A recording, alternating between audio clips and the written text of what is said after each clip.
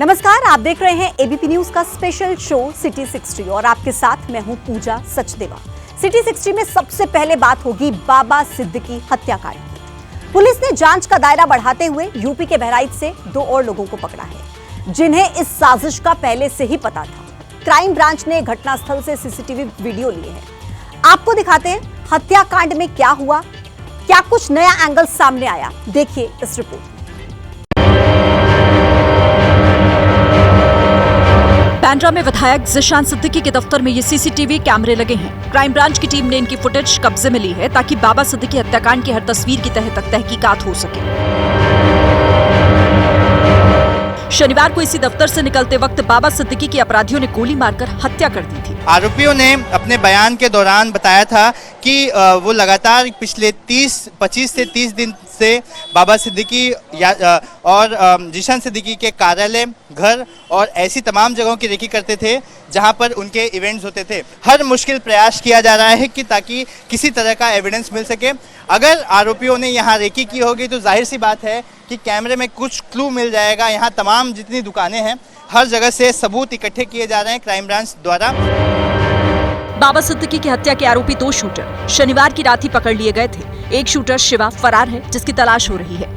बाबा सिद्दीकी हत्याकांड में मुंबई पुलिस ने बहराइच से 2 लोगों को हिरासत में लिया है। इनमें से एक का नाम हरीश है, जिसकी दुकान पर पुणे में धर्मराज और शिवा काम करते थे। पुलिस सूत्रों के मुताबिक हरीश ने वारदात से कुछ दिनों पहले ही शिवा और धर्मराज को नया मोबाइल फोन खरीद कर दिया था। शक है कि हरीश को पूरे हत्याकांड की जानकारी थी।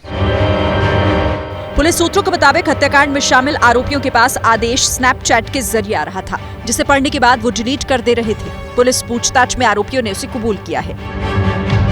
एबीपी न्यूज को जो जानकारी मिली है उसके मुताबिक फरार शूटर शिवा ही हत्या में इस्तेमाल पिस्टल को घाटकोपर से लेकर आया था। बाबा सिद्दीकी की हत्या की पूरी स्क्रिप्ट पुणे में लिखी गई थी। आरोपियों को 50,000 रुपए दिए गए थे और बाकी रकम काम के बाद देने का वादा किया गया था। जो किरदार सामने आ चुके हैं उनकी भूमिका तो साफ हो रही है, लेकिन मास्टरमाइंड कौन है और सुपारी किसने दी, इसका खुलासा अभी बाकी है। देखिए, चुनाव की तारीखों के ऐलान के साथ ही महाराष्ट्र में सियासी पार्टियां अभी बहुत से दांव खेलेंगी, लेकिन आज चुनाव आयोग ने भी एक मास्टर स्ट्रोक खेल दिया। वो ऐसे कि चुनाव वीकेंड पर ना रखकर हफ्ते के बीच में यानी कि बुधवार को रखा है, ताकि लोग घूमने फिरने या लंबी छुट्टी पर न निकले और बढ़ चढ़कर वोटिंग करें। मुंबई यानी दौड़ता भागता शहर, मुंबई यानी जिंदा दिली का दूसरा नाम, मुंबई यानी माया नगरी।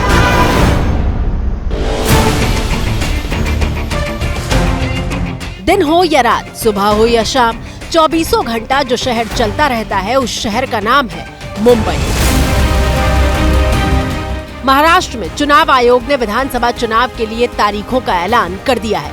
एक फेज में 20 नवंबर को वोटिंग होगी। इस बार अलग बात यह है कि चुनाव आयोग ने वीकडे में बीच बुधवार का दिन चुनाव के लिए चुना है, और ऐसा इसलिए क्योंकि वीकेंड पर जब वोटिंग होती है तो शहरों में लोग वोट देने के लिए नहीं निकलते। चुनाव आयोग ने प्रेस कॉन्फ्रेंस के दौरान 2 डेटा शेयर किए। एक महाराष्ट्र की शहरी सीटों का था, जहां 2019 में औसत से 15% कम वोटिंग हुई थी। दूसरा डेटा देश भर के शहरों में चुनाव के ट्रेंड का दिखाया, जहां वीकेंड में वोटिंग होने पर लोग दिलचस्पी नहीं लेते। कुल वोटिंग प्रतिशत की तुलना में शहरों में कम वोटिंग का ट्रेंड दिखता है। महाराष्ट्र में 64 शहरी सीटें हैं। 2019 में प्रदेश में जहां औसत वोटिंग 61% रही, वहीं शहरी सीटों पर 40 से 45% तक ही वोटिंग हुई थी। असल में होता यह है कि वीकेंड पर वोटिंग होने के दौरान लोग छुट्टियों पर खंडाला, लोनावला जैसे टूरिस्ट स्पॉट पर घूमने निकल जाते हैं और वोटिंग का प्रतिशत कम हो जाता है। चुनाव आयोग ने तय किया है कि शहरों में वोटिंग सुधारने के लिए कैंपेन चलाया जाएगा।